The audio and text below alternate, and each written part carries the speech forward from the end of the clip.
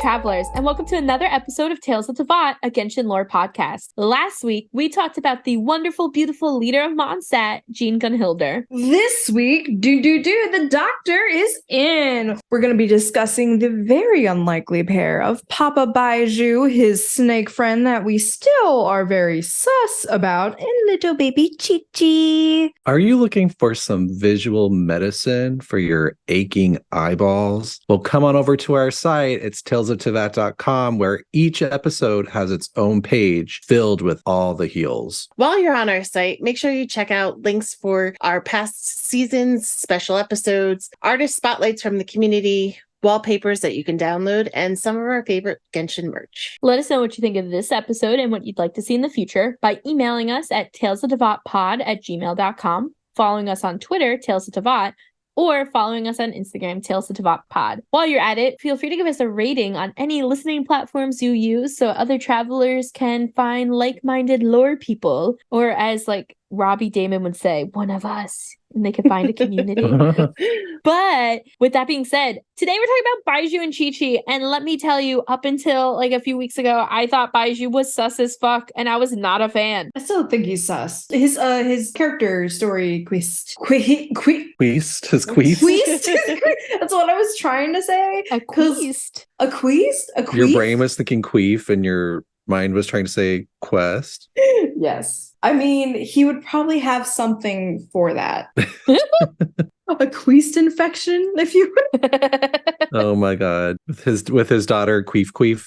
Oh my god. I didn't know this until a friend of mine who is South Korean, so they speak fluent Korean, and I was talking about, oh yeah, I love Qiqi. She's like, you love what? And I'm like, I love Qiqi from Genshin, the zombie girl. So and it turns out that Qiqi means titties in Korean.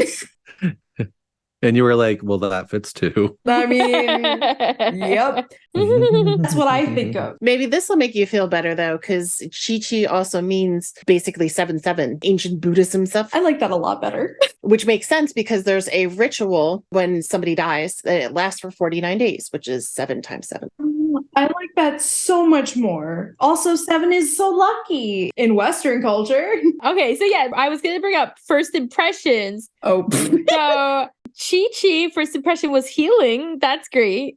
I was like, why is there a zombie and why is Rosaria not the zombie? Right?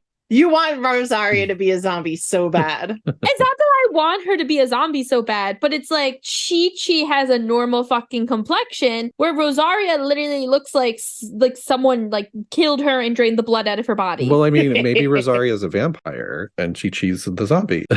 9,000. She could be a young vampire. Mm-hmm. 8,000. My first impression of Qiqi was like, oh my god, this is the cutest little thing. I was like, I just fell in love with her. And when she stands there and the wind blows and she pulls her little tag that's on her head, it's so cute. She is adorable. Her love of the finches too. Yeah, I have to love the finches. Mm-hmm. And also she's got to do her 1, 2, 3. Her stretches. 2, 3, 4. For calisthenics. I'm sleepy. I'm trying to do the Qiqi voice. I'm not doing very well at it. I can't remember what she says, but was it you, Feeny, or was it Vanessa that had the... Vanessa. Yeah, the little Qiqi. The Qiqi shuffle. The Qiqi shuffle. Qiqi shuffle, yes. For travelers who are like, what is that? For us, the Qiqi shuffle is when you're on a PC and you make her barely move in walking. So she just seems to shuffle about. Yeah, little staccato movements forward. We'll link an animated GIF of it on our page because it's adorable. My favorite Qiqiism is faster. Yeah. Okay. Okay, faster. Such a mood. I remember back, I think, and Vanessa yelled at me for saying this, but back in episode 1 of season 1, my first impression of Genshin was Qiqi. Oh yeah. Oh yeah. Yeah, I had not played any gacha games. I was basically just, watching the tubes for whatever. And every single commercial, because I'm not gonna I don't have ad blocker on my phone. But it was always Qiqi. And I was like, God fucking damn it, and fuck this. Qiqi. And now I love her. I have her C1 or C2. My favorite Qiqi-ism, to go back to what Brandon said, is warm, fake smile, death. I despise Hu Tao. And rightly so. Mhm. Mine is actually, I guess it kind of even goes into with the wind thing that I was saying before, but she says, hold my hand, please. This wind may blow me away. I can't do the voice at all. But she's so like afraid that like the wind's just going to get her. Yeah. I'm trying to think of like the best ism. But I mean, faster is pretty damn good. Yeah. But hey, do you know what? Neither do I. Yeah. Which is just yes. Hello. Perfect. Just yes. Well, we've talked a lot about our favorite parts of Qiqi, but let's backtrack a little bit into who exactly Qiqi is in this game. So Qiqi is a zombie, as we've said, who has been alive for an unknown number of years, but it is said to be hundreds, whatever that means. Mm-hmm. She works at the Boo Boo Pharmacy, in my opinion, as like assistant director of the Boo Boo Pharmacy, although I don't think that's accurate. I think Gwei might be more of the assistant director. Yeah. Gwei's just the assistant. Qiqi's in charge. Let's be real. And Qiqi is also almost like an adopted daughter in a weird way to Baizhu, who we're also going to be talking about in this episode. And Baizhu is the head doctor slash pharmacist of the Boo Boo Pharmacy slash like CEO. Like, Yes. It's his place. It's his business. He went there and opened it with Changshan. oh my God, yes. Character number 3, Changshang, who says Baizhu. Baizhu. Why did I think it was Cheng Sheng? I mean, it's spelled Changsheng, but they pronounce it Changshan, Chang Sheng. Okay, thank you. depending on the person. I mean, I'm still might call her Chang Sheng, but I'll try. And for those who don't know, that is a little snakey snake that lives on Baiju's arm, basically. And honestly, does a lot more than that. Yes. A lot more. And it's a little weird, but I have a full thing on this. We'll talk about that in like inspirations for Baizhu and his sweet necklace pal. So Baizhu and Qiqi, they're both originally from Liyue. Baizhu, we know that for sure. Qiqi, it is presumed because she became a zombie in Liyue too, which we'll get into in a second. But they met because Baizhu like found her in the mountains and he decided he was going to take her home basically and, you know, use her also because he's obsessed with immortality. Mm-hmm. But before we jump into all of their crazy backstory, the Archon line, they are both involved in the Archon. Did we all forget about that? Because I totally had. Did we forget that Qiqi carried fucking Zhao like a motherfucker in that one short? That she just carried him all the way to Boo Boo Pharmacy from Wangshu Inn. Oh, I don't remember that. Yeah. Well, okay. So I try not to jump too far ahead, but basically there was a video that came out right before Baizhu was released that showed Baizhu taking care of Zhao in the back room of the Boo Boo Pharmacy. For those of you who don't know, there is a back room you can enter on the pharmacy that is like the doctor's room and where he does his thing. That doesn't sound right. It sounds so sordid. It's okay. I mean, what's his thing? His thing is pretty sorted, honestly. And when Zhao wakes up in that bed, Chi-Chi's like, I found you and I carried you here. And basically, Bai healed Zhao for an entire day after his karma kind of got the best of him. Which is funny because doesn't Zhao have a voice line about Baizhu saying that human medicine has no effect on the yakshas or whatever? Well, let's remember, though, Baizhu doesn't necessarily follow 100% human medicine. Right. It's funny because like he has this voice line about him and he's like, that medicine won't work on me, but then Baizhu heals him anyway. Dun, dun, dun. Baiju's like, fuck you. But also, it's heavily implied too in Baiju's story, which we'll jump into it in a second. But we do run into Zhao at one point during the story. And he's like, oh shit, you're the Yaksha? Huh. He kind of just looks at Zhao like, oh, fuck. And then if you go into Baiju's voice lines, he actually has a voice line about Zhao where he says he feels bad because he never got to properly introduce himself. And then Changsheng is like, well, it's okay. You've run into him. Obviously, there's no hard feelings. And he's like, yeah, I guess. So it's all like wraps up, which is, Hoyo continuously impresses me of how they can put out media years apart and it all still fucking comes together somehow. But Qiqi doesn't know Zhao, by the way. Because like he's kind of like, well, shit, if I knew that he was the Adepti, I would have studied him more too. And she's just like, well, you still can. And he's like, oh, like, how do you ask? You ask politely with almond tofu. The taste of dreams. So I guess let's take a moment then to jump into Baizhu's storyline, because it's pretty important. And we've already alluded to a few things in it. So Baizhu's storyline, we start off in Liyue and we decide to go to the pharmacy for whatever reason. And as we're walking up to the pharmacy, there's a little boy named Ayo, I believe. And he is talking with Gui and Qiqi. And he's all upset because his dad is lost. And he really rambled for a very long time before he got to the point. But basically, his father is sick, and he knows that his father is sick. He has like a wacky memory thing. And his mom went out to get something to help him. He assumes herbs. His mother never came back. So he brought his father to the city to see Dr. Baizhu. And he went to ask a Millith member for help, like getting directions. And when he turned around, his father was gone. Mm-hmm. Which the little boy immediately goes to Millith and is like, hey, can you help me find my dad? And they're like, we're really short-staffed. You're like, what is this, Mondstadt? You want help, kid? Go find Timmy. I just have so many questions about the Millith being like short-staffed because first off, we see them everywhere. Everywhere. And they ain't doing shit. Well, yeah, what are they doing? How are they short-staffed? Like, you have so many people. They're doing their daily walks. They're digging around in the chasm. That's what I felt. I was like, maybe they're in the chasm. That was my thought, they too. all fell in. Or, like, now that the chasm is, like, quote-unquote safer, like, they might be down doing shit in there and they just haven't physically, like, announced it in the game. Yeah, they're, like, mining. They're just trying to get rich. But I thought that was sus. I was like, excuse me. I also like that they just said that to a child. Like, oh, you lost your father? Fuck you. Literally, they're like too damn bad. Sucks to suck. This whole place is full of orphans. What do you think? You're special? The kid just starts hysterically crying. Yeah. Instead of crying, this kid said, fuck you guys. I'm going to take care of myself.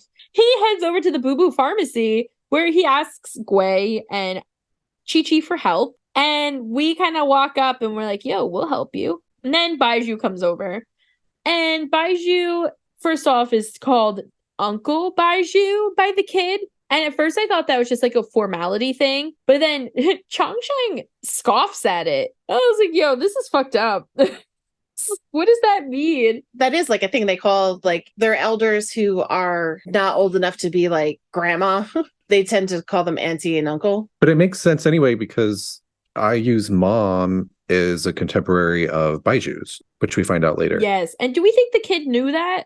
I don't know. I took it as the whole auntie thing. Yeah. Big sis. Oh, that's what it usually is. Big sis. Yeah, so I wasn't sure if it was more just like I would call any, doctor person of authority this, or if it was literally because he was aware that Baizhu and his mother knew each other. Also, I know that Boo Boo has like an actual meaning, but when I first heard it, because I didn't look at like the transcription at the bottom of the game, I was like, Boo Boo Pharmacy, that's so funny because like I have a boo boo. I know, I did too. I was yeah.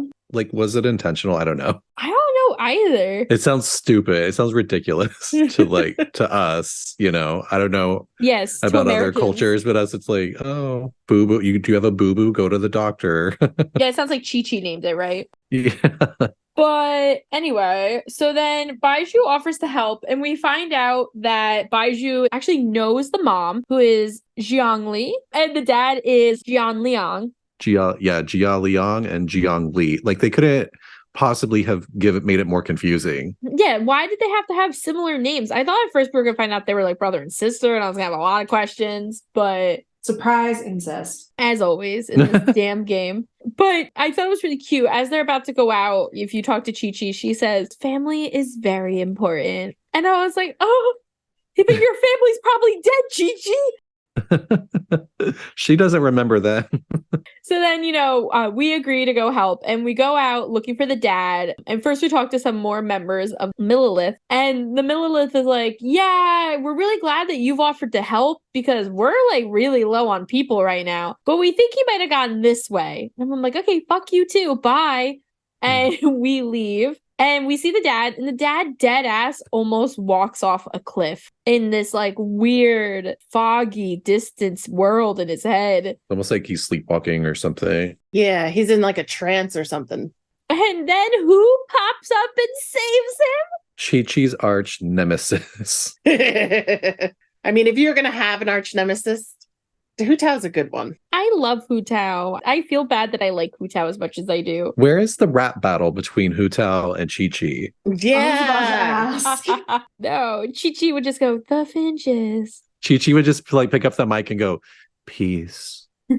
No, she goes, death. Hu Tao. But Hu Tao basically saves this guy, and she's like, what the fuck is wrong with you? Why were you doing that? Except she says, we appreciate your patronage, but you hadn't hastened the inevitable. And I was like, damn, Hu Tao. I love it. I love it. She's like, that's okay. We'll get you eventually. Yeah. You're gonna pay up. And then when she sees Baizhu, she calls him her worst nightmare. It's like a little dramatic. Because he's trying to stay alive. And she's just like, that's not good for my business. Which is the reason why she doesn't like Chi-Chi either. Zombies that don't die, It gets a lot deeper than that, we find out, though. Yeah. It's weird because Hu Tao, you can figure out if you do enough digging that Hu Tao really just has these strong beliefs about the cycle of life and death and how that's kind of sacred to her. So she's always trying to keep that balance. But on the outside, it just kind of looks like she's like hungry for business. Definitely. Like I need more dead people to, so I can charge their family members ridiculous prices to bury them. So Hu Tao's business aside, Hu Tao starts talking with us, and she mentioned something about Baizhu's master, which of course set off a lot of alarms in my head. Why do you know that? And Hu Tao says something along the lines of like, I spotted the signs of what's wrong with this person right away, but I figured you were going to use them for your own good. They basically both admit to us that Zhang Liang has god remains in his system, and that those remains are on the verge of an outburst. Which reminded me a little of Star Rail with the Stellaron within you. Oh no. It reminded me of Kale and the Archon residue. Like God remains. Anytime I see God remains, I'm like, is that Archon residue? Yeah. It also made me think of Zhao. Because like that's the karma that he's always dealing with, right? Sort of, yeah. Baizhu was out before Sumeru, right? No. Well, we see him briefly, but yeah, but like his character, his story quest and stuff. Well, you guys would have known Kale with her God Remains from the manga. I was trying to think, like, did I think of that as well? But I wouldn't have known Kale's God Remains until Sumeru opened. So, and I did Baiju's story quest as soon as he came out because I don't like notifications. Yeah, his story quest was after Kale. Like, cause I'm almost like, why didn't that like have like a little thing in my head of like, what the fuck are they talking about? God Remains. But yeah, I would have already known. Yeah, because they didn't really get into that in Kale's storyline in the game that much. Like they allude to her being experimented on, but you don't really know that it was like quote unquote Archon residue, whatever that is. Okay. Even her like voice lines don't really say too much about it. There's the one voice line she says where she gets mad at a book for having like the power sealed within me. And she's like, that's a load of garbage. She like slams the book shut. I'm hoping we'll get a Kale hangout. Yeah. Yeah. They should all have a hangout. Yeah, that's also true. But back to Hu Tao. So Baizhu is like, yeah, I saw the God Remains too. Don't worry, we're going to figure it out. And he actually says that it was his late master's dying wish, Zhang Liang's life to be saved. And we're like, what the fuck? And that's when Hu Tao's like, oh, you're bringing up my great uncle? And I was like, excuse me. So when the fuck? Yeah. So then we find out basically that the person who trained Baizhu in his medical skills is Hu Tao's grandfather's brother. We all know that Hu Tao's grandfather is a big deal for her. Mm-hmm. And we don't really get too many details in the moment. Baizhu's like, all right, let's go back to the pharmacy. We got to get this guy healed up and well. In which case, Hu Tao's like, oh, I'm invited? I thought I was persona non grata at the pharmacy. And I'm like, wow, there is a tension in Leeway that I did not realize was this deep. Yeah. I thought it was just Hu Tao. Go ahead, sorry, Al. Like, he's literally helping people not die. Yeah, but that's not what Hu Tao's against, you know? I know. So why is she so like about him? Also, at this point, Chongsheng says that Hu Tao is vexing, and I love the word vex. Like, so that just really stood out. Vexing. Baizhu.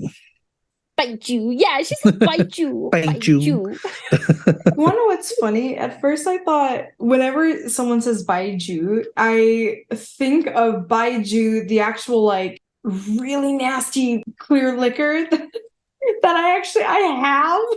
Oh, What is that? I don't know what that is. So it's I don't know exactly how to explain it, but it's a clear liquor and it has a weird cheesy but licorice aftertaste. Oh. It's cheese not- and licorice? I That sounds know. disgusting. It's yeah, it I don't can want be. this. Trust me, you do not. But it's it's very weird. It's kind of got a reputation of being like the worst like thing ever. But I'm like also, I don't know, man. It wasn't as bad I as feel like I thought. need to get this and bring it to the holidays with my family this year. And I Yes, know. it is the I, best thing. I feel like I need to try it just so I can know how disgusting it is. Yeah, yeah. because some people think it's insane, like bleh, disgusting. And then Drew, my significant other, is like, this is the best shit. This is so interesting. This flavor palette. And I'm like, honey, You're like, no. please, no. Please, nah. So when we get back to the funeral parlor, this is when we get some more tea about Hu Tao, which really at this point I felt like I was in Hu Tao's story again, learning about her. But basically we find out that back in ye olde day, Wangsheng Funeral Parlor was founded to fight back against the vengeful wrath of God that had been defeated in war. Then they don't necessarily say whether this was the Archon War or the Cataclysm, they just say war in general. Which the first thing that came to my mind was, how can you not ship Zhao and Hu Tao when they are both here to fight the vengeful wrath of gods defeated in war? I'll tell you how. I don't know how. I don't know how it's they're literally destined to be together. Until Hu Tao meets Kazuo. Well, Ew, yeah, no. that's true. No. I'm still all on the Zhao has his whole heart on his sleeve for the Traveler. No. I just think he has a soft side for the Traveler, like most people in this game. I feel like we put a curse on everyone unintentionally to love us. But anyway, so we find out too that her ancestors, like, in order to fight back against this wrath, they were purifying the air, they were burning bodies of the deceased, which honestly sounds like they created karma and created bad shit too, because burning bodies, putting evil spirits in the air doesn't sound like a good time to me. Well, yeah, but this was probably during that time. It was probably like when there were like plagues and disease everywhere because of the god remains. So they were probably cleaning the air and saving a lot of lives by doing it. Absolutely. And basically, she says that their whole goal was to guard the border between life and death, which we've heard Hu Tao talk about a lot. We find out that Baizhu's master was a former deputy director of the funeral parlor and was, in fact, Hu Tao's grandfather's younger brother. He happened to meet a pharmacist in Chenyu Vale, which is an unreleased location in Leeway, though people do have their assumptions of where it's located in Leeway. If you were to look at a Leeway map, people think that it's probably like to the left, like the top left of Minlan. Because if you go over as far as you can, kind of near like where Mount Hulao and stuff like that. Is that like where Qingse Village is? No, Qingse Village is a little further north, closer to Mondstadt. Which Qingse Village, I have a whole bunch of questions about too after this quest, which we'll get to in a second. But basically, crazy. We found out all this really interesting lore, and basically find out that after Hu Tao's uncle met this pharmacist in Chenyu Vale, he decided that he was going to leave the family business and go and practice medicine instead. And uncle and grandfather had a huge blowout, and afterwards never spoke again. And basically, Hu Tao says that her grandfather felt that the pharmacist had a very ominous aura and said that the Chenyu Veil tradition goes against the natural order of things. Hu Tao then suggests that Baizhu is obsessed with immortality and that he is able to suppress an evil presence. And I thought that's when I got the Sino-Kale comparison too. It's like, did Sino study under someone from Chenyu Veil at some point?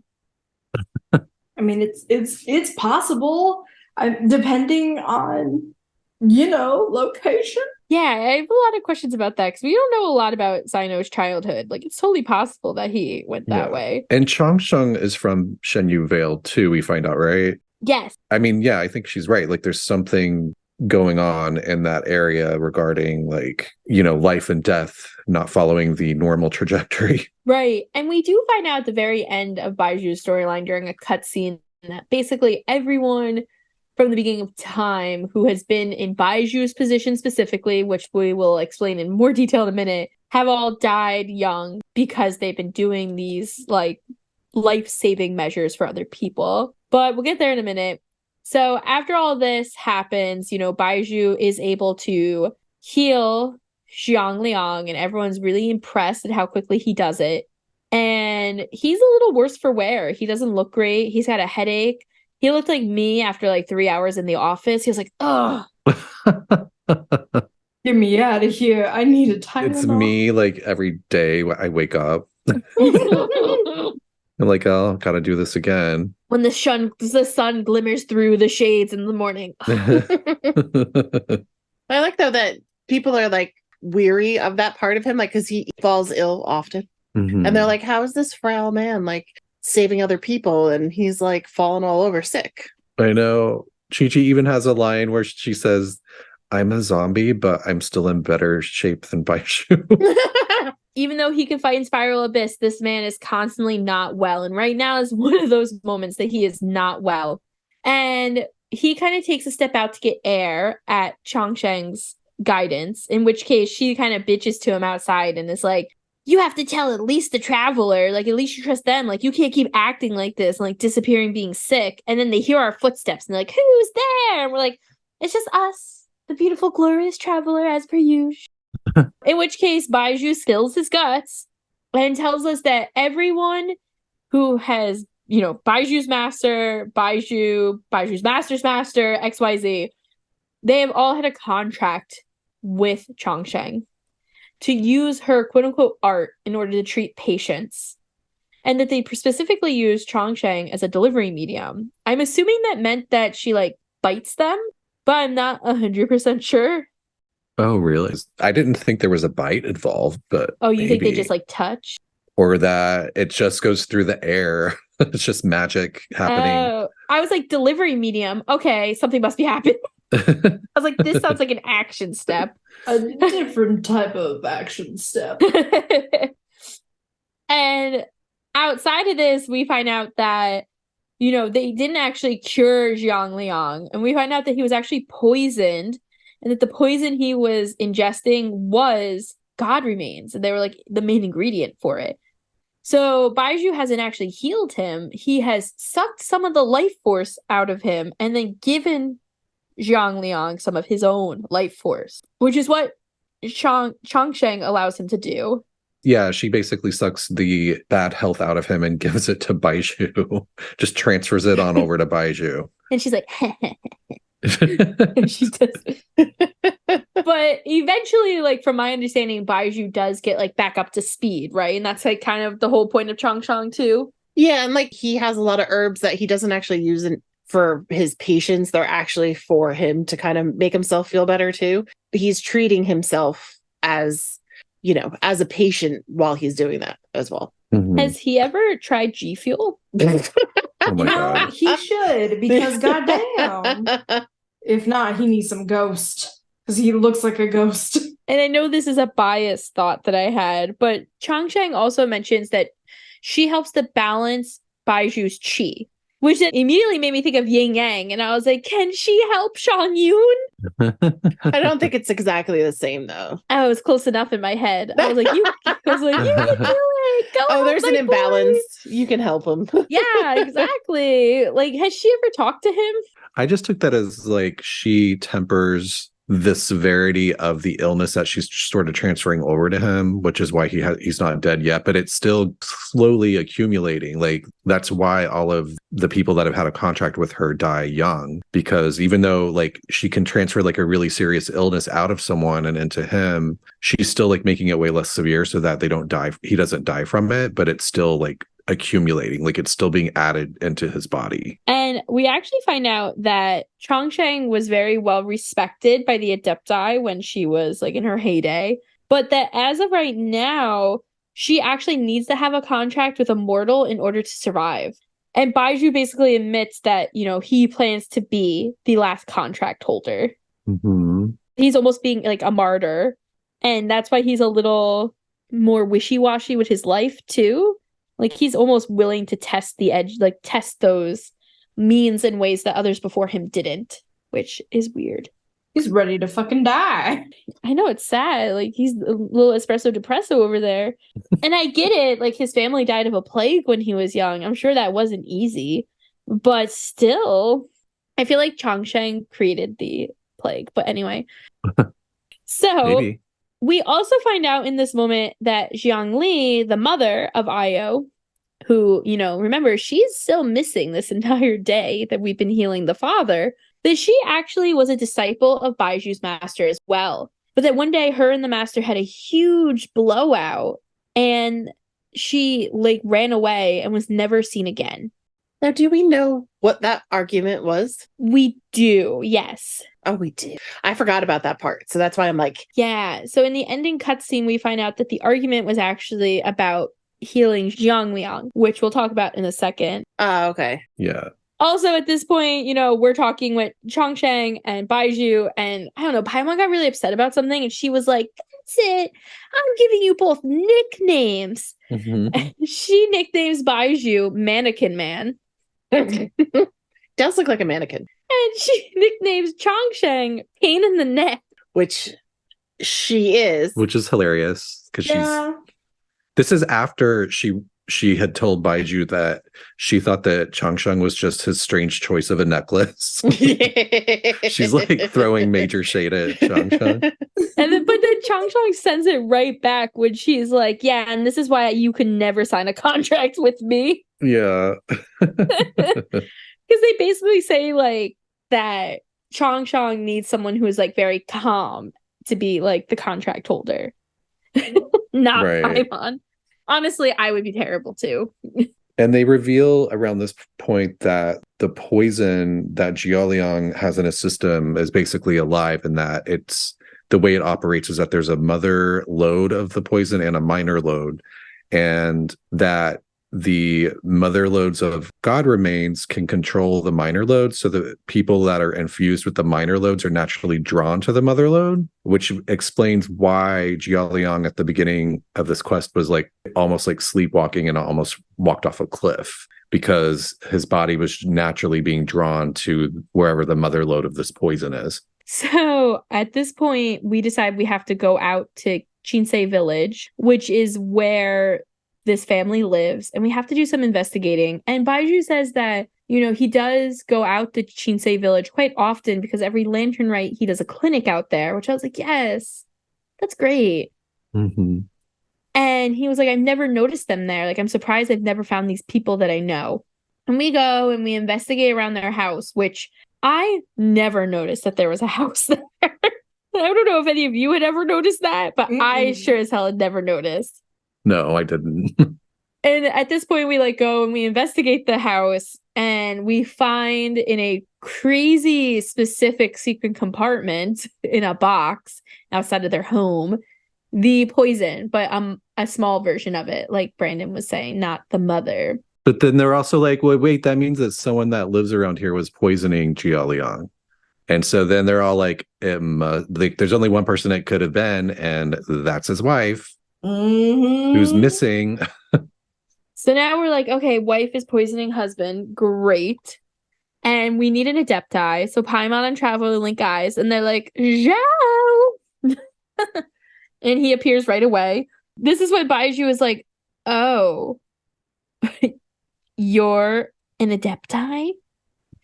And this is where like they really full circled that whole moment where it was like, oh, Baizhu remembers helping Zhao, but not knowing who the hell he was. Yeah, I didn't even pick up on that because I didn't remember the lantern right part. So that's cool. I always remember it because of all the memes of Qiqi carrying Zhao. That's also all I remembered. So it was like Chi-Chi strong AF. Yeah, it was like buff Qiqi. So Zhao is like, well, you know what? You're right. We find out that there's a vile monster buried underneath Chinsei village, which no one knew about except for Zhao, because of course Zhao would have those facts. We also find out that this monster had been subdued by Rex Lapis, of course he was, and that the land around Chinsei village was supposed to have been cleansed of any poison when the Statue of the Seven was built, it sounded like. Which also, what? I get a lot of questions about that. And that the serpent's remains had been sealed. And that seal is still pretty valid and pretty strong. Like, Zhao doesn't think there could be any issues there. So he feels like there might be some blood dripping out of it somewhere in the underground. Which, like, what the fuck? I know. It also made me think of Durin. Mm-hmm. So then we're like, oh shit, we return back to Boo Boo Pharmacy where we find out that Jiang Liang is not doing great again and Baizhu has to heal him again. And at this point, we find out that it's not that the poison, while it is poison, was actually saving his life because he has a congenital heart condition. And basically the poison was helping to subdue the heart condition and give him a longer life. So even though the side effects would be like issues with memory and motor functions and stuff like that, it would still keep him alive longer. For his son. So that he could watch his son grow up. So sad. Yeah. Also at this point, I forget who says it, but they say that humans have no natural defense against God remains. And I don't know, that just feels like it's going to be very important. Mm-hmm. And at that point, everyone becomes really worried for Jiang Li because now they're kind of making assumptions of the fact that she must have been going to get more poison because the dad wasn't doing well. And she's been missing a couple days now. So they're like, oh shit, she's been subdued probably by the poison and she's been exposed to it for way too long. So we really need to get her. And also the entire time Hu Tao is creeping in the background. Like her favorite pastime. And this time she wasn't just trying to find Chi-Chi.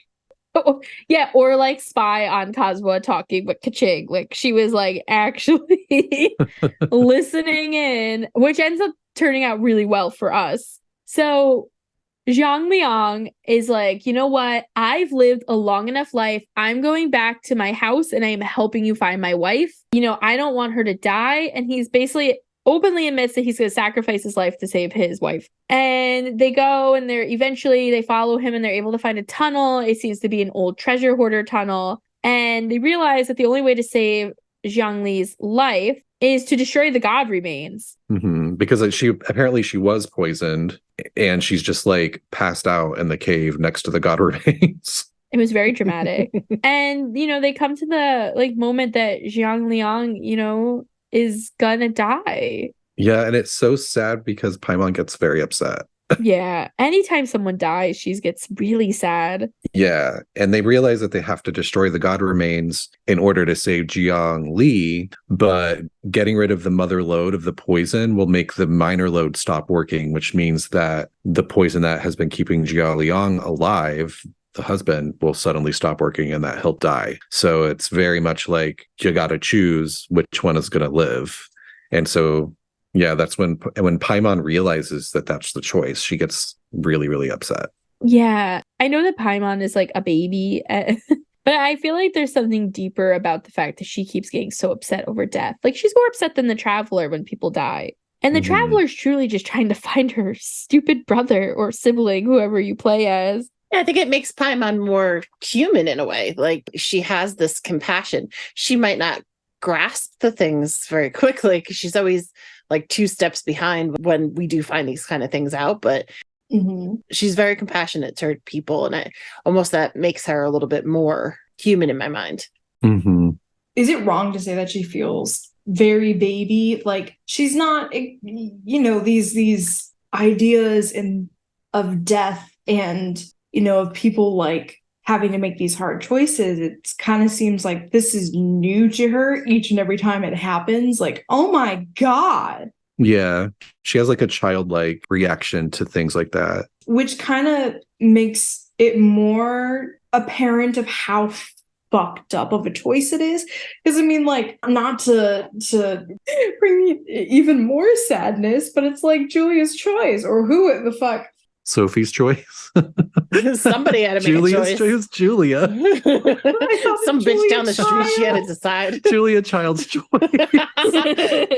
Shall I kill the lobster or the chicken? I mean, Paimon would hate that choice. She'd want both. But it's, a great juxtaposition of just how devastating this is. And it's, who do you save in that situation where you love two people so much? Yeah. Well, I mean, Jian Liang takes the choice out of it because he's like, I mean, it's pretty obvious that like he's got to save the wife because he's living on borrowed time anyway. Yeah. His two situations aren't all that great. Mm-hmm. Yeah. So they're like, be the reason my wife dies or die. And then as they destroy the god remains, his like vision starts sort of fading out. And like the last thing that he sees is Jiang Li like waking up and like running over to him as he's dying. Very, very upsetting. Very Romeo and Juliet-esque. Yes.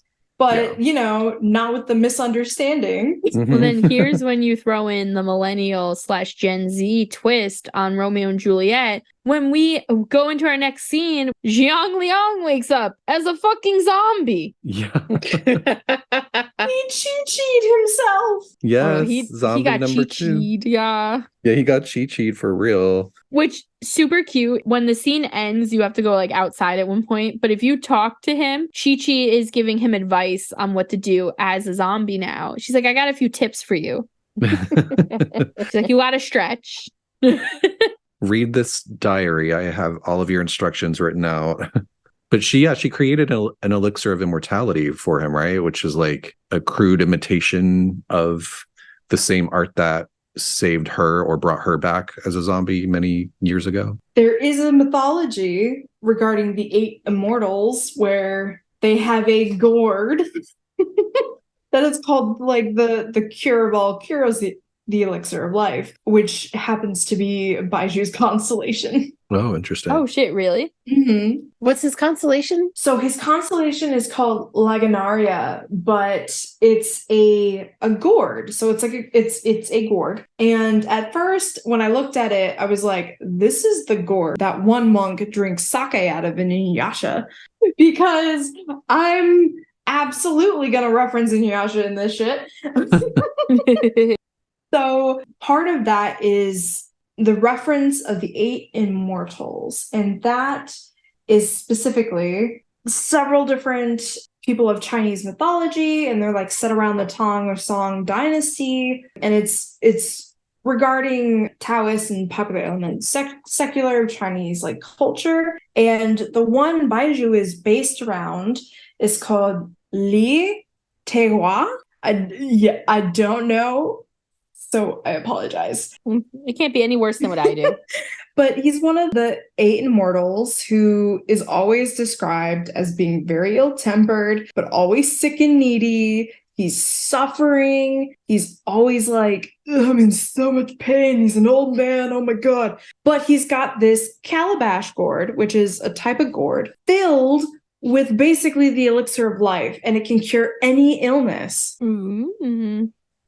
Which is also mentioned in the myth of the legend of the white snake that is the inspiration for Baizhu in Changsheng. And what is the legend of the white snake?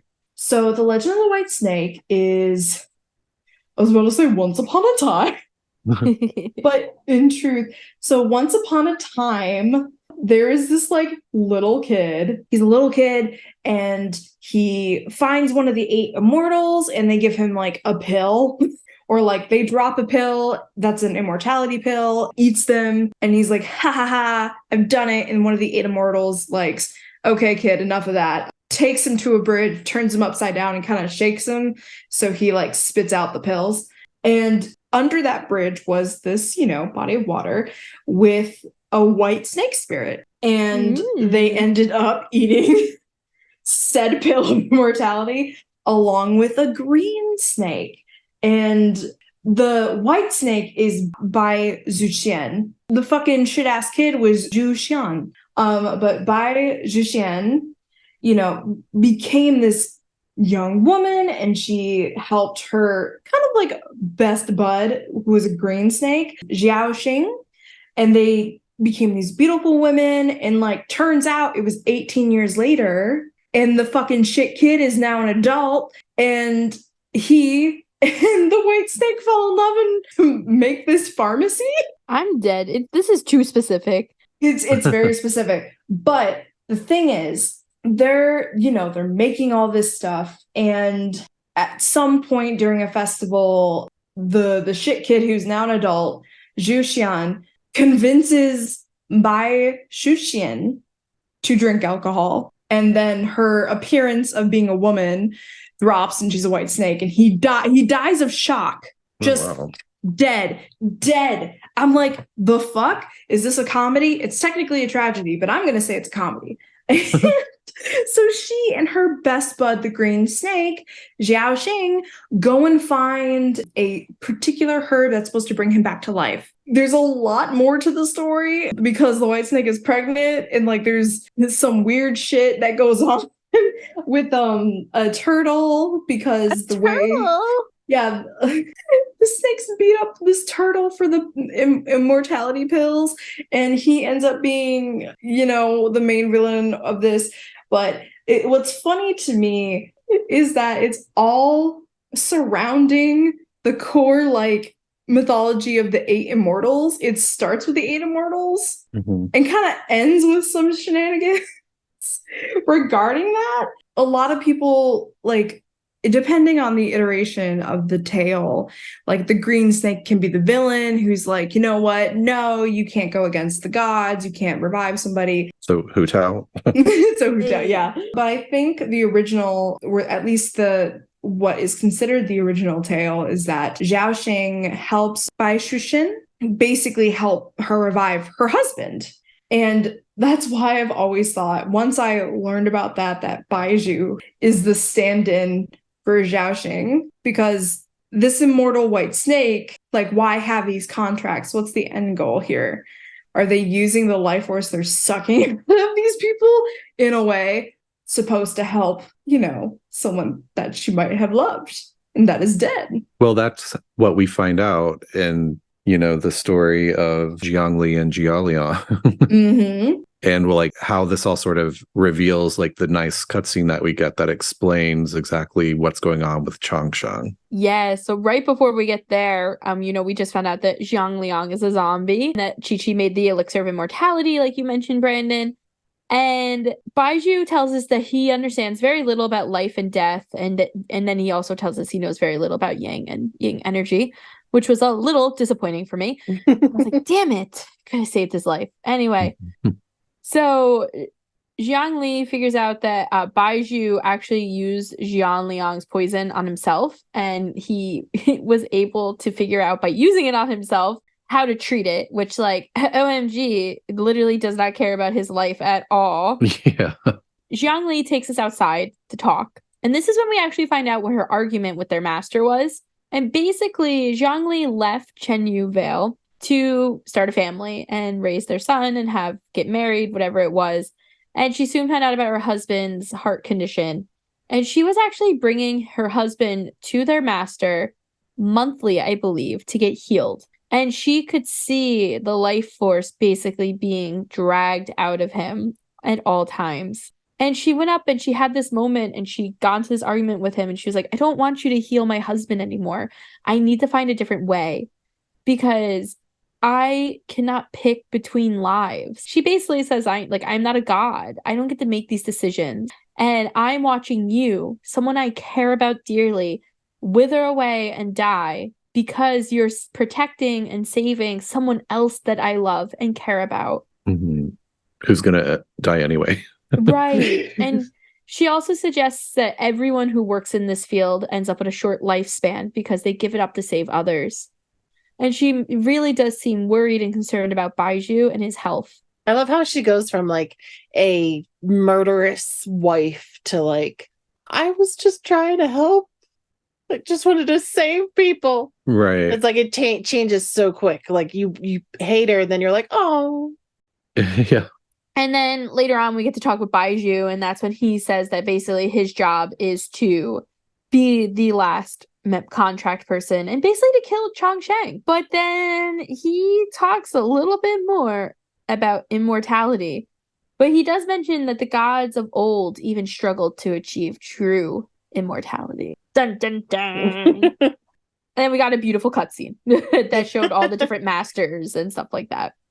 And also, really fun fact, in this cutscene, we see Baizhu taking on the contract, and his eyes go from like this really pretty pinkish color to yellow. Yeah, and isn't that also how he received his vision? By taking that contract and saying, I'm the last one. Like when his eyes changed over, like I think they say like he opened his eyes and the first thing he saw was a shiny vision. Well, I don't know if they were just being artsy with the cutscene, but in his character story, he gets his vision after his master has already died. Mm-hmm. So I was assuming that he had already taken the contract, but he's standing at his master's tombstone and basically vows at that point that to himself that he will be the final person to take the contract. And that's when he receives his vision. The moments later, he opens his eyes and they're yellow and that his pupil is now vertical. And, but I was confused about that too. Like, did his pupil become like that after taking on the contract, or was it when he got the vision? Or is it, you know what I mean? Like, was that just sort of sloppiness? Yeah. Or a little more artistic when they did the cutscene to make it look nicer? It's a little unclear. I'm not sure, but I feel like if I had to think of logic, which never really works out well in Teyvat anyway, logic would say to me that when he formed a contract with a snake, that would happen. But like I said, logic never usually happens in this freaking game. So I don't know how accurate my logic would even be. I know, because I'm like, what, are people's appearances changing when they get their vision? Yeah, it doesn't seem like it's vision related as much as it's the snake on his neck. Right, like his eyes look snake-like. It's going to be because of the contract that he made with the snake. Yeah. Mm-hmm. But yeah, that's Baiju's storyline. It's a lot. So also just to make one thing clear as to like his motivations. So Baiju's master wanted Baizhu to find out how to keep all these doctors that go into contract with Changsheng from passing away early. So that's sort of like this mission that he inherited from him. But Baizhu, his whole reason for seeking out immortality is because even if he's the last one to have this contract and that the contract ends with him and doesn't get passed on to anyone else, that would mean that Changsheng would die. So that's a big part of his motivation on trying to establish immortality, because if he can stay alive forever, then he gets to keep Changsheng alive. But that also means that he doesn't have to pass on this short lifespan situation onto anyone else. And he can just keep on healing everyone and not have to worry about screwing with other people's lives. Not to bring this back to Inuyasha, but this highly reminds me of Moroku with the wind tunnel. Yeah. And like if I'm the one who can't beat Naraku, all my kids are gonna fucking be dead. For reference, there's a character in Inuyasha, Moroku, and he has been cursed with this thing called a wind tunnel on his hand. And so literally, like, if he doesn't have these like sacred beads over his hand, he has a fucking tunnel on his hand that sucks everything up. It's a black hole. It goes zoom zoom. And he's told, like, if he has kids while having that, they're gonna be born with it too, basically. Well, not unless he can kill the person who kind of like cursed them, which is the big bad evil guy Naraku. But that's why he's always asking everybody to bear his child. Yeah, he's a little creepy at times. Very creepy. Very creepy. This is very interesting when you think about Qiqi. And as we mentioned, Qiqi created this like potion to bring back a zombie. And it suggested that that's basically the human version of what the Adepti used on Qiqi. So maybe we should talk a little bit about Qiqi's story. Not that she has a story quest, but we know her story. Her story is so sad. What sort of the summary of like how she became a zombie is that hundreds of years ago, she was picking herbs up in the mountains and she hurt her leg in a fall. So she goes into this cave to bandage up her leg and to rest. And then she realizes that, whoops, I accidentally entered the realm of the Adepti. And not only that, but they are having a really nasty fight with a bunch of demons.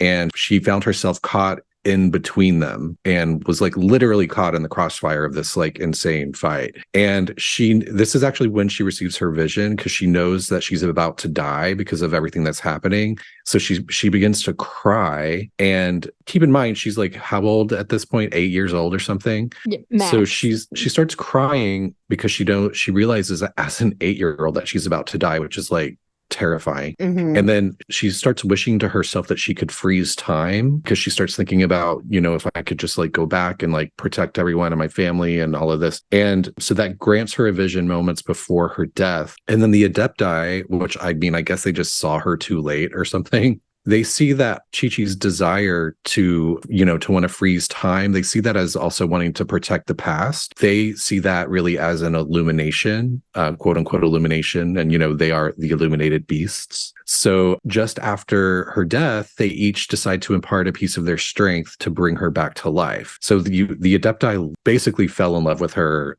on the spot, and we're like, we can't let her die because of our fight with these demons. So they all like give up a little piece of themselves to bring her back. But unfortunately, their adeptal energy was too much for her little baby Qiqi body. And so she wakes up in a berserker state. Don't you want to see Berserker Qiqi? Yes, I do. Yes. But Yes, along with Berserker Changyun too. Yeah. Yeah. Like, that'd be a party. And apparently so dangerous in her berserk state that Mountain Shaper, which is one of the Adepti, he ends up sealing her in amber because he has the power to do that somehow. So she gets sealed in amber. Hundreds of years pass, and she ends up being discovered by humans. And then they are like, what's this about? Let's take this back to town and check it out. And so they throw her in a cart and start like transporting her away. But she wakes up after, I guess they like dig out the amber or whatever, and she ends up escaping from the amber. And then she's so disoriented and confused that she basically just goes back to her most familiar habit, which is picking herbs in the mountains. And so that's what she's doing when she's finally discovered by Baizhu. Which I just have like a wild question. Why was she granted a vision as she died? Like, why would they do that? Yeah. Like, how did they know she was going to keep it? Like, was it, well, you're going to die anyway, so here, have a vision for the next 20 minutes? Was it kind of like in the same light as like when Kaya got his vision, that they were hoping would like save her life and protect her life? Well, I think we've had a lot of questions about like who decides, who gets a vision, where do they come from? I think this is actually evidence that leads to the theory that it's somehow automatic, and that no one is like watching everyone do certain things and then granting them a vision based on like watching them do something. I think that there's something involving, ambition and will. So it's AI. An AI, basically. It does lend, credence to that idea that like it could just be automatic based on the way someone thinks or feels or something. Yeah. Or could it be fate? And then because she needed to complete that fate, because maybe there's something in the afterlife for people who have visions. Right. Yeah, maybe. Or was it even the Adepti who fell in love with her and was just like, no, we killed this cute little girl. Let's throw everything at her and see if we can save her. The first thing they tried was throwing a vision at her. It was Cloud Retainer who gave her the vision, and then was like, oh crap, I let her die. Let's bring her back to life, guys. It didn't work. It didn't work. Guys, I might have fucked up. I like that we just made like the Adepti like Weekend at Bernie's. That took a lot to give that to her, and I'm not going to be ready to pop out another one anytime soon, so we need to bring her back. Like right now. They like the littles. They have like a little special place in their heart for the littles. Mm-hmm. Like Yao Yao, who happens to be besties with Qiqi. Mm-hmm. It's like actually really sad because Yao Yao is like very aware of the fact that Qiqi is a zombie. And she's actually asked Baizhu if there's any way to heal Qiqi. Mm-hmm. And she's like, Aw. like, I've asked Baizhu if there's a way to heal her, and he told me no. And so I've come to the realization that I'm just going to have to constantly be introducing myself to her because she forgets me sometimes, but it's not because she doesn't like me. Like, she's very well aware. And she's also like, a little worried about Baizhu, Yao Yao, as most people seem to be. Yeah. Everybody's slightly concerned about the dude who's constantly falling ill but fixing people. Also, like, a total side note, but Baizhu is like very worldly. Mhm. So, like, Baizhu, as you guys may know, actually cured Anna or slash Anna, who's Yeah. Anthony's sister in Mondstadt. Yeah. It is in his character teaser that we actually see him like coming up with a prescription, and the guy is like, well, this is for somebody in Mondstadt, and he's like trying to like change up the ingredients because glazed lilies would be so expensive, and the guy says like, I don't know if Anthony can afford this, he's probably gonna have to work some extra time. Mhm. Have any of you gotten to where she's actually cured? Oh my god, yeah. She's such Yeah. a menace. And it's great because then she starts going on, she becomes like an actual adventurer. Yeah, she's just climbing shit and you gotta go save her all over the place. She climbs the top of the fucking cathedral. When I Yeah. finally got like the last bit of that like daily quest, and I'm like, what do you mean she's not inside the cathedral? What I have to what? Hmm. She's all the way up there, mind I you. know, yeah. Like last week, she was like coughing up blood. What the fuck?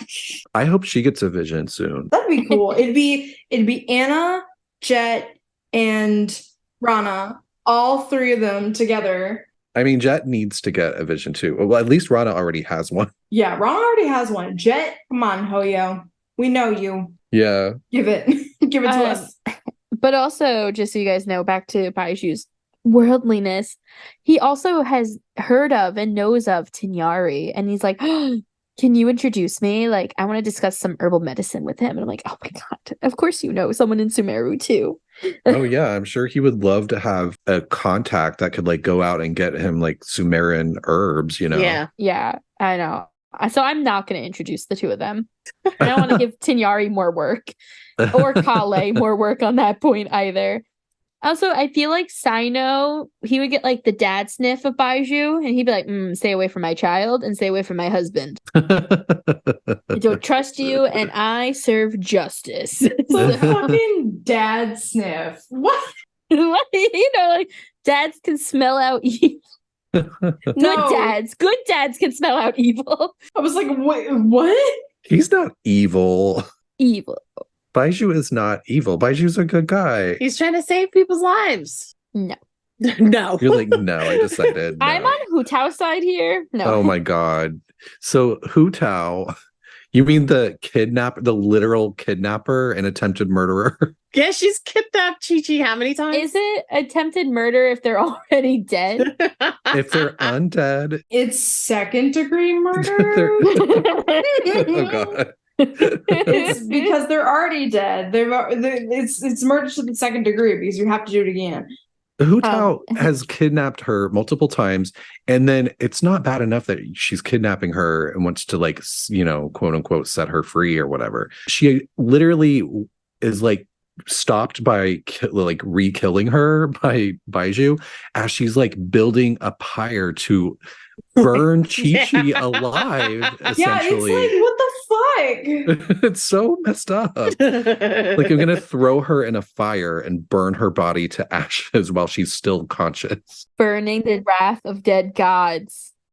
Like, I get Hu Tao has a very strict philosophy, but when your philosophy gets to the point where you have to murder people for it, that's where I Yeah. draw the line, because that's not philosophy. You just want more business. This isn't me defending Hu Tao, because I definitely agree with you guys. But, for Hu Tao, she doesn't see this as murder. She sees this as balancing out the life cycle almost, Mhm. Yeah, like putting her to rest. Yeah. She ain't done. She's got shit to do. To her credit, she eventually digs into Chi-Chi's past, because when she was trying to do this, she didn't know why she was a zombie. And when she does dig into her past, she does end up having a change of heart, because she realizes that Chi-Chi's will to live must be so strong if she got, the Adepti to bring her back. Right. And that kind of warrants an exemption of this whole like life death cycle purity that she's obsessed with. And so now she's like completely different and like actually tries to pamper Qiqi and like be her friend. But Qiqi, it's like too late. Like she's so traumatized by Hu Tao that it actually led to a breakthrough with Qiqi's like terrible memory where she's actually now able to remember hiding places to get away from Hu Tao. Yeah. It's like it's had to happen too many times. Yeah, like she can't remember Baiju's face half the time, but she remembers hiding places when Hu Tao comes around. Which I do want to bring up one other undead member of Li Wei quickly. So Qiqi, and this is really interesting because something I've realized with Qiqi is that those who seem to have some sort of inclination to a special power are attracted to Qiqi, but also Qiqi attracts ghosts, apparently. So like Shang Yun believes that there's more to her to being a zombie. And I feel like that means Shang Yun is sensing like the adeptal energy on her, probably because of his, whole Yang situation. Mm-hmm. But at the same time, Qiqi has like a ghost stalker that's Dusky Ming. Oh, yeah. Yeah, I was gonna say, I don't know if everyone remembers Dusky Ming. I remember. Oh. I don't remember. Remind me. So Dusky Ming is a little girl who died and haunts Wangshu Inn. Oh, I don't remember this. So Zhao and Ver both know about her, and she's never caused any issues, so they don't really care. But no one ever told the chef who works at the inn about the ghost. And Dusky Min starts like messing around with the chef, and the chef calls and for like help. And we go there and we help clear out this quote unquote ghost. But then we piss her off, and she possesses a ruin card. Oh my god. And like it's a whole thing. And then eventually Dusky Ming like says that she'll like leave everything alone. But Qiqi says that sometimes late at night when she does her stretches, which also I'm pretty sure Qiqi doesn't sleep. Because first off, she does her stretches at night, so Hu Tao can't see it. Mm-hmm. But also it's suggested that like if you're the traveler with her and you wake up, you could see her stretching. But Qiqi says that like someone else is out there doing stretches with her, and like the voice line literally says about Dusky Ming. Dusky Ming's like visiting Qiqi at night, doing stretches with her. I mean, it would make sense that she's able to see ghosts, And she's doing those exercises to ward off rigor mortis. Yeah. And so Baizhu will like teach her some different exercises and stuff so she could stay nice and limber. I think one cute anecdote I think is adorable is that Chang Cheng will sometimes leave Baizhu and curl up around Qiqi while she's doing her stretches, and she'll do like rep counts for her. She'll be like 1, 2, 3 while Qiqi's doing them. Yeah, like I didn't realize at first that Cheng Cheng could leave Baizhu. Like, yeah, I didn't either. But apparently she's just like, peace out. I'm gonna go hang out, and it like does it a lot. Like I think it's in Baiju's friendship stories. You read about like their day. So like they have breakfast in the morning, which is always pastries because everybody's dropping them off to them, and there's always 2 large portions and 1 small portion. The 2 large are for Baizhu and Gui, and then the small one is for Qiqi and Cheng Cheng, whoever decides to actually eat it, because I don't think either of them need it, but they might poke at it so they feel like they're having breakfast. And then it's like Qiqi and the snake go sit on the front steps while people come in for consultations, and they try and like figure out what kind of illnesses people have. They're just sitting out there like, that guy looks like maybe he's got like warts, like randomness like that, which to me is just so funny. Like you don't think of Qiqi having this kind of a conversation other than looking for like a cocoa goat. Right. She's not usually like that talkative when it comes to that kind of thing. But yeah, they're like BFFs. I know, and I love that Chang Sheng, she not only helps Qiqi with her exercises, but she also gossips about the neighbors with Gui. So apparently Herbalist Gui is like a massive gossip queen. And Chang Sheng is just like, girl, let's talk. What's the tea? Literally, where's the tea? But I really love that they are just kind of like this little family, and that gossip. I didn't realize how gossipy Liyue was until I was researching this, because apparently, eventually it gets out among the community that Baizhu is trying to achieve immortality. And so of course everyone is suspicious. Like, why would he try to do that? Mhm. And everyone starts gossiping about it. And it gets to the point where the Ministry of Civil Affairs in Liyue are actually like keeping tabs on him. Okay, Galen. Yeah. Yeah. And so he has to actually strategically kind of reveal things to gossipers that he has no malicious intent. And he has to do that to like get that to circulate in order to get everyone to stop being suspicious of him. Mm-hmm. Also, who leaked that information? Probably Ningguang's little kids who are running around listening to everybody's conversation. Probably, yeah. Stupid kids. They're probably getting paid from some other people, not just Ningguang. They were like outside the window and overheard Gui and Changsheng talking. Yeah. They're like, this could catch me a pretty penny. My last note too on Qiqi. So Qiqi's a zombie, but not like your typical zombie. And we find out that like zombies have to be given orders in order to do things, and that they like very specifically and strategically follow orders. But Qiqi was never quote unquote awakened as a zombie, which is like very confusing. Like, I guess they never got to do that when she went berserker. And then no one awakened her after they found her, because probably no one knew what the fuck that meant. And Qiqi's kind of been told to give herself orders, which I guess in itself is an order. So like Qiqi puts herself in charge of things. She'll be like, all right, we're gonna go gather like X amount of herbs today. And there's no way to stop her unless like you basically give her positive affirmations. Yeah. Or hug her from behind. Which is so cute. Like Baizhu will just have to like come up and hug her and like say nice things to her. Yeah, and doesn't she say somewhere too that like Baiju's not the best at like love and affection? Yeah, like she It's knows like- he's not really into it. What is it? It's like a sideways Christian hug. Yeah, like she's like sometimes he doesn't always work basically, so she still does this order. Yeah. It's like, I gotta go find some more glaze lilies. No, Chi-Chi! Holding, but not holding. Not a hug. He gave her the little notebook. I'm not sure if you mentioned that when he found her out in the forest and stuff, picking up herbs and gathered her up and brought her home. Her memory was actually a lot worse then, and that the notebook has helped her. So she does put stuff down in there, and that starts to give her a little bit of like an inkling of remembering things and how she starts to call him Mr. Bai. Which is so cute. So, but she does put us off on a little like quest the one day. It tells us we need to find a cocoa goat. And we are like, what the fuck is a cocoa goat? And we're trying everything. And it turns out it's coconut milk. So, because she's like, only Adepta beasts can make it the best. And it's like, there's a cocoa goat that's an Adeptus? Like, what are you talking about, little kid?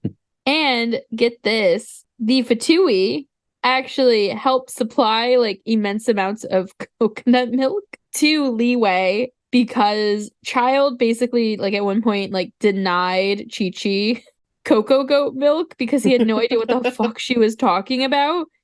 And laughed at her and made fun of her like a jerk. Yes, because he had no idea what she was talking about. And then when he realized his wrongs, he made sure that there was a plentiful amount of cocoa milk. Did you call that a plethora? Yeah, a plethora. And I feel like that's, Child's little like soft side for children, reminding him of his siblings. But he does make sure that there's a great amount of cocoa goat milk available. Or just say coconut milk. I know, because every time I go to say coconut, I don't get it right. I just have two quick things. The one thing I wanted to just quickly talk about was how Boo Boo Pharmacy got its name. Yes, it's an interesting story. Yeah, because it's like, it sounds so silly and like goofy, but they actually did give it a backstory, which is that in Liyue, a form of divination is practiced, which is to predict peril or ask the gods for guidance. And that divination or art is called Zombu. Oh. Zombu and medicine used to be intertwined culturally. And then as the years went by, medicine became more and more common and used. But Zombu is also traditionally used in Liyue to divine a blessed day on which to open a new business. Because, this is the nation of contracts, of course. Mm-hmm. But so when Baizhu decided to open his pharmacy, that, Zombu was done or whatever. And he was given a specific day that's supposed to be like the blessed day for him to actually open shop. And someone ended up like coming and pounding on his door a few days before that because their child or something was sick. And so he went ahead and, healed them. And then he ended up opening his business days early, which is considered very bad luck. And everyone was like, why would you do that? And he was basically like, because I'm not going to let people be sick for longer than they need to just to open on a certain day. And so even though Zombu means divination, just the boo part, BU of that word can also mean refusal or negation. And so that's how he decided on the pharmacy's name, is he took that BU of like, no, I refuse to play by the book and I'm going to do what's right instead. So he called it Boo Boo Pharmacy. So you can kind of say it's the no pharmacy. Yeah. No. the nuh-uh pharmacy. Nuh-uh. And then the only other thing I had was just a speculation. I think it would be really cool at the end of the game if Baizhu, like if he cannot achieve immortality himself, that if he can find a way to like restore Qiqi's memory and make her like a fully functioning zombie with like a more normal life and constitution, that he could have her take on Changsheng's contract because she already has immortality. Yeah. Shit. So he could die, which I know excites you, Amanda. He could die and then just pass it on to Qiqi and she can live forever with Changsheng. Or you could just talk to Rosaria and ask her how she became such a full functioning zombie. That's just my thought on it. She like bears her fangs. Yeah. The name Baizhu is actually the common name for the herb called Atractylius macrophylla, which is used to like help gastrointestinal issues and like spleen stuff. So He's Pepto? he's Pepto-Bismol. And did you say herb? Do you say herb or herb? Herbal. That's funny. I say herb. Herb alert. Yeah. I think I think so. I think it is I was just wondering actually if it was a Northeast thing. That was just an aside. Depends on the day. The herbs and How herbs. do you say basil? Because I know people who call it basil. Yeah. It's basil. I say basil. But I do want to start saying aluminium because I think it confuses the crap out of Americans. Oh, Yeah, it does. I've done that. I've started doing that. It's great. It's beautiful. People's minds get like, what? What word is that? Even like explaining that it's aluminum, they're like, but that's not what you said. You're like, you added an extra I in there somewhere. There's more letters. Well, on that note, I do think that's all the time we have for today. Thank you, travelers, for coming down this immortality route with us. It's like we brought you guys on like some evil dungeon mission with us. It's a great time. If you like this episode or you want to let us know what you'd like to see in the future, you can give us an email at talesoftevatpod@gmail.com. You can feel free to follow us on Twitter, Tales of Tevat, or give us a follow on Instagram, Tales of Tevat Pod. Next week, we are going to be talking about Rue and Surumi Island. So get them tissues out, get the ice cream ready. It's going to be a long, sad night. Till then, travelers, safe journeys. We'll see you next time. Bye, Herbs. We'll see you at Dr. Midriff's. Herb is the guy that the brains that Qiqi eats.